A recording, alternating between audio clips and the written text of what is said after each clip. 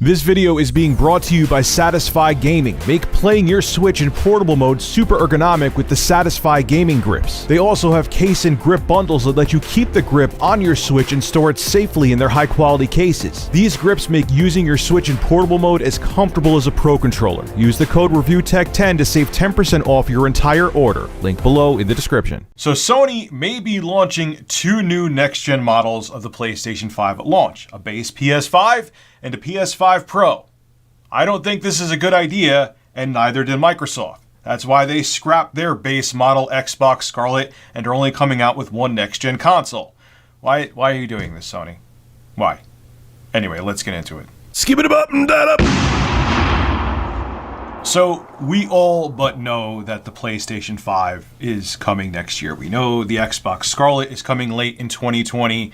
I can't see Sony doing what they did with the PlayStation 3, where they gave Microsoft a whole year to have their next-gen system at the time out, which was the Xbox 360.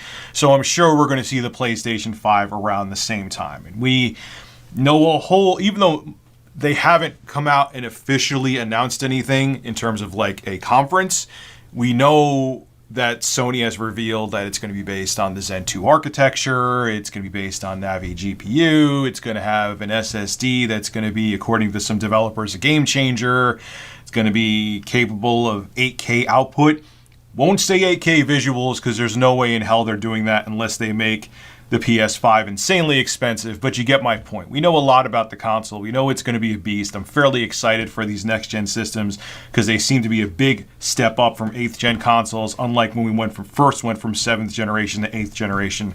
I feel that like the PS4 Pro and Xbox One X mostly should have been what the base 8th-gen consoles were when they were first released in 2013, but that's besides the point. And I know that rich 4K wasn't that practical back in 2013. You're right, I get that. But that's why I said mostly. There's certain things that wouldn't have been practical if they launched like an Xbox One X caliber console back in 2013. But you get my point. Anyway, well, now there's a rumor going around that we know with this generation, where they launched the PS4, they launched the PS4 Pro. Later on, a few years down the line, they launched the Xbox, and they launched the Xbox One X a few years down the line. I think the Xbox One X especially is a great console. And at first I was very skeptical of the idea of these mid-gen upgrades where they're actually surprisingly more capable than the base launch consoles, but it ended up working out okay. It just did. Especially I think the Xbox One X is an incredible home console that could,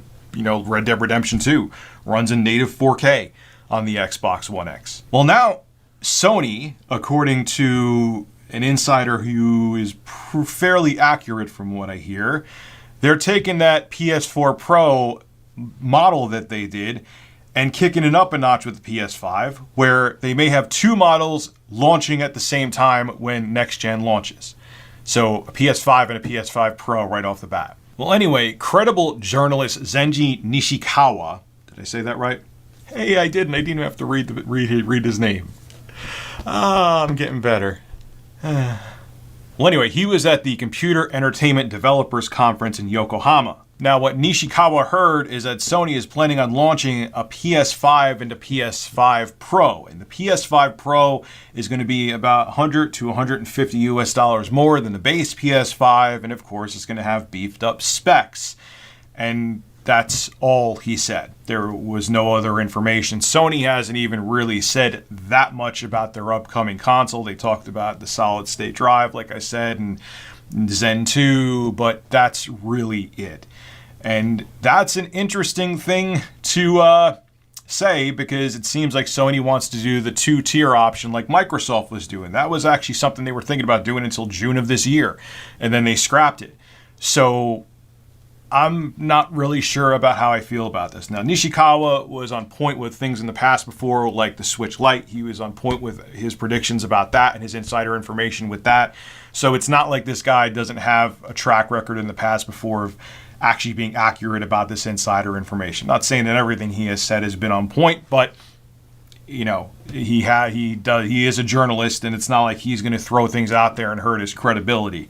So I don't know how I feel about this. I thought it was a bad idea with Microsoft too. It's kind of, I call it the Steam machine effect, okay? Obviously, having just 2 different SKUs for a console is not the same with what Valve was doing, where they worked with a whole bunch of different companies, and there was a Steam machine from $400 to $5,000.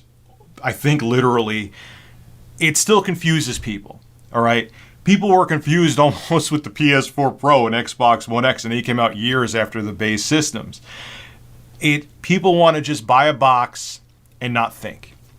That's why people still enjoy console gaming. That's why people, even with many strides PC gaming has made and how much simpler it is than it was even back in like the Windows Vista days. It's you install Steam or Epic Game Store and or Origin, so on and so forth. You download your games, they auto update, you click on them and they work. It's very rare now you have driver issues, so on and so forth. But kids are going to go, like, say a 13-year-old, oh, I want the PS5.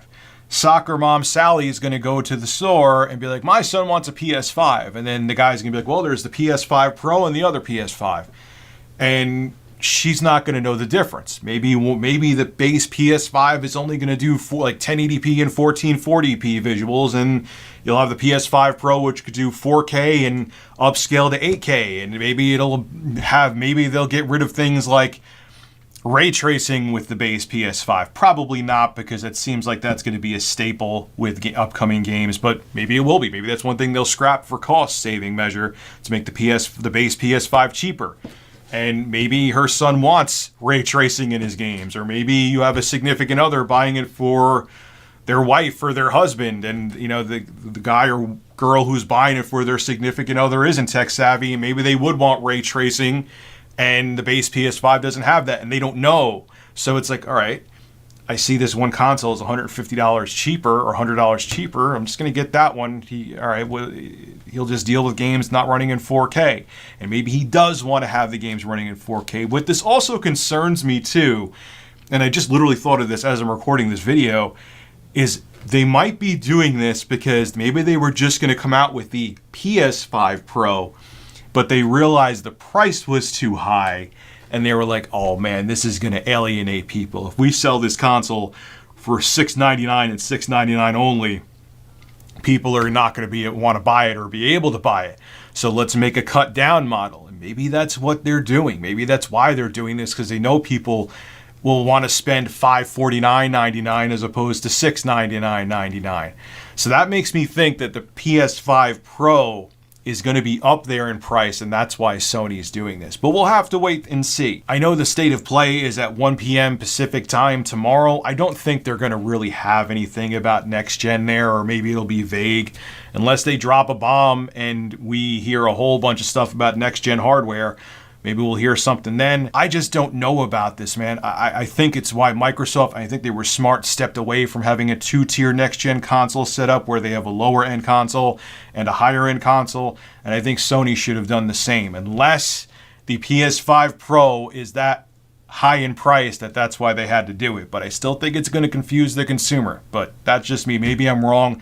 And the PS5 Pro, if it launches at the same time as the PS5, will fly off the shelves. Only time will tell.